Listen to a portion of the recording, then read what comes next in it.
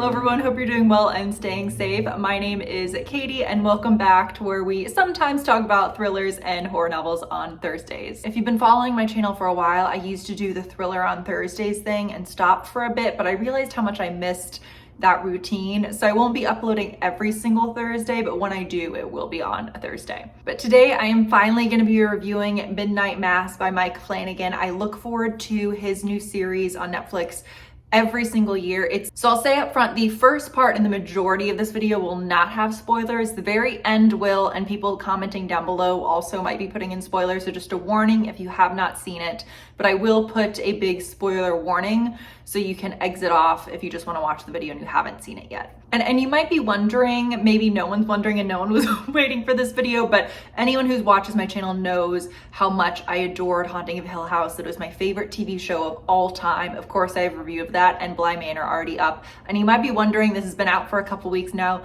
why is it taking you so long to post this review? And I watched the first couple episodes as soon as it came out. And then when I got to episode 6, I spent a solid 8 days before I could bring myself to watch episode 7, because since I look forward to this so much, as traumatizing as the show was, which I'll get into, it took me a long time to really end it and finally watch episode 7. So I'm going to talk through, again, a spoiler-free summary, pros and cons, and I'm going to give my final rating. And I'm also excited to intro my new rating scale. Some of you might remember when I used to do, what were they called, like creepy branches, but I don't even own that thing anymore, and that I would do the branch ratings with, and I've lost it. So I might be using something in the background to do the 5-point rating scale, so you'll see. Okay, so for a high-level synopsis, although there are a lot of main characters, really at the heart of the story is Riley. He's in his 30s and he grew up on a tiny town called Crockett Island. After he grew up, went off to college, made a lot of money, and I think it's Silicon Valley, and he gets into drinking a lot, doing drugs, and he ends up driving out on the road. And this is not a spoiler again, it's within the first 30 seconds. He's driving under the influence, hits another car, and the young woman inside dies. He goes to jail for a few years, and then when the story really starts, he's gotten out of jail and he's returned to Crockett Island, where things are not going very well for the people. They've all lost a lot of money. The island is predominantly Catholic, and in episode 1, a very charismatic priest arrives and sort of disrupts the town, and all hell breaks loose from there. So getting right into the prose, by the title Midnight Mass, I'm sure you can sense that the real theme of this is religion. And that's, with Haunting of Hill House, you have grief. With Haunting of Bly Manor, you have love. And with this, you could say it also is guilt and regret, but really religion, just, I'm sure right off the bat, you can tell, plays a really, really key role. And for this piece, I am going to link an article down below, but I would not read it unless you've seen the show yet. But it's an article written by Mike Flanagan on his influence behind creating the show. And he talks about how he did grow up on, for part of his life, a little creepy town similar to Crockett Island. He was an altar boy for about 12 years. His family was very Catholic. He's no longer religious. And he also says that he is a recovering alcoholic. Somewhat similar to him, I come from a very, very Catholic family on both sides. I'm not very religious. And I think for that reason, and again, I don't think that you need to be Catholic or have Catholic family for the show to impact you. I think if you have any type of strong feelings around your religious upbringing, if you have one, I think that this show is going to be really traumatic in a really harsh but also beautiful way. I was not expecting to feel this intensely. I cried multiple times watching it. It was, again, I think really well done, but the religious piece it just brought up a lot of feelings that I personally was not anticipating. And I think it's going to impact some people like that, and it won't impact others like that. And I think a lot of it just depends on your background experiences around religion. Also, for a pro in terms of the cast, I love seeing some of the recurring characters and cast from past seasons. But really the star of the show, of course, is Hamish Linklater. And when I saw that Midnight Mass was gonna have a charismatic priest, I kind of thought, oh, this just seems like a little bit of a tired trope. I thought, of course, this is gonna go down the cult direction, and we've just seen a lot of charismatic priests, cult leaders, all those types of things before. So I kind of thought, how is this gonna feel fresh and new and different? But there was something about the way that he handled this role. It was almost as if he was intensely mumble talking. I've never, maybe that's his acting style in other shows. I have not seen him in anything else, but now I want to go research and see what else he's been in. But I found myself so riveted and just even wanting to rewind scenes he was in. And I'll just say, if he was my priest, I'd be there every Sunday. I mean, obviously not by the end when you see what happens, but the first few episodes. I also want to give a shout out to the character of Bev, played by Samantha Sloyan. She plays the nun on the island, and I remember her role, even though she had a very tiny role of Haunting of Hill House. I forget the name of the main guy, but she plays his wife or ex-wife, and she's a very terrifying scene at the end of, I think it's the last episode. She looks familiar. She was in Hush, which was directed by Mike Flanagan. But as much as I'm sure anyone who watches it, you hate her character, I thought she did a fantastic job. And again, as much as I despised her, I was really riveted any single time she spoke and was on screen. Also, as a side note, I can't talk about every cast member because they're genuinely all wonderful.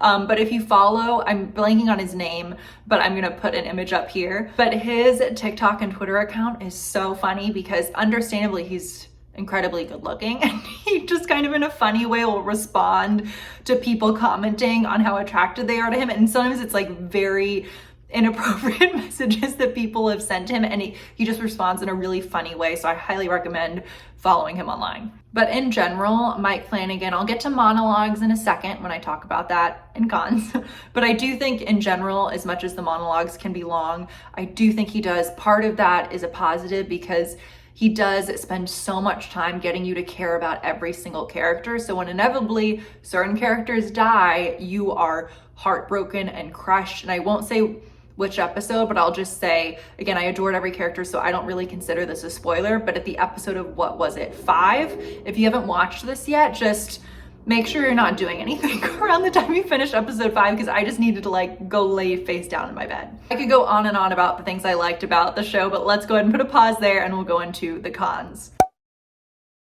What did I even write for the cons?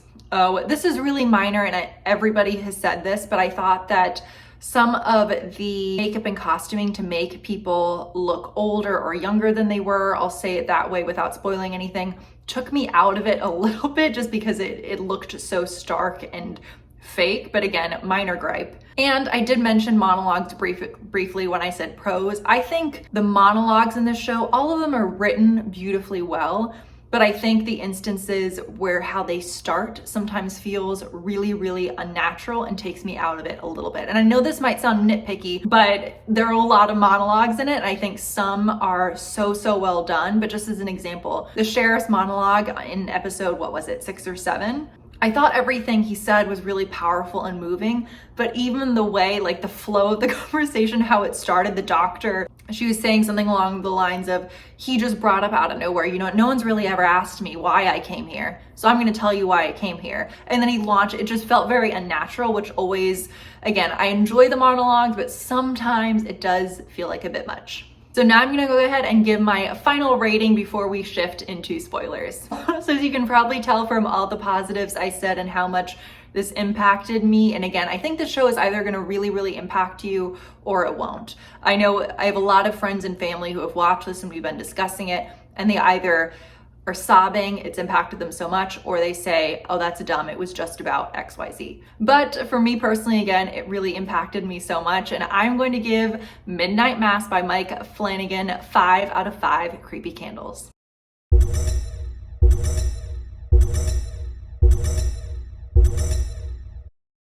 I hope you enjoyed that new rating scale. I'm picturing in my head, I have not filmed it yet because I have to wait until evening or night when it's darker to film it there. But I'm hoping that it looks cool. So we'll see, but let me know. So now we're gonna shift into spoilers. So again, if you have not seen the show yet, then please exit out now.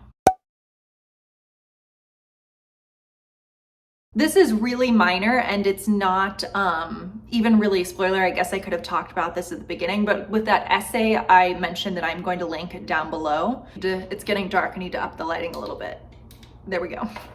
But he talks about how Midnight Mass is something he has been thinking about making for years and years and years, but he always thought that it was too niche, too specific, that it was not something that studios would go for. But this was a project that he has wanted to make. He said it's his most deeply personal project, but he was really concerned it would never get made. And because he always thought it would never get made, he would drop hints about it in his other projects. So if you've seen Hush, the book that she's writing is Midnight Mass.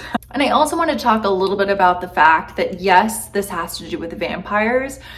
And I've seen a lot of people on Twitter, you know, and just chat groups, family, friends, and a lot of people saying, almost seeming irritated that they're not just upfront saying like, this is about vampires. And yes, of course it's about vampires, but I think the show is a lot more complex than that. And even when they were doing like a Stage of Signs of the Cross and comparing it with what he was experiencing, I just was riveted. I thought it was really, really well done. Again, but I think religion is of course so personal. So that's just my personal opinion, and I could see how it, you know, of course could be very offensive to some people. I also thought again about vampires. Vampires are so done to the point where how is it possible to make it new? How is it possible to make vampires different? But I was horrified, and it felt as if I was seeing and experiencing something very ancient and real. And oh my God, episode 6 and 7, I was horrified. My anxiety levels were really high, which is really, and I'm not just saying this to sound brave by any stretch of the imagination, but I just watch, of course, a lot of horror. And it was really one of the few times where I felt deeply uncomfortable and very, very anxious. I sobbed when Riley died. I sobbed when Aaron is lying there dying. I mean, horrifying, traumatizing. I don't know that, you know, I rewatch Haunting of Hill House every single year.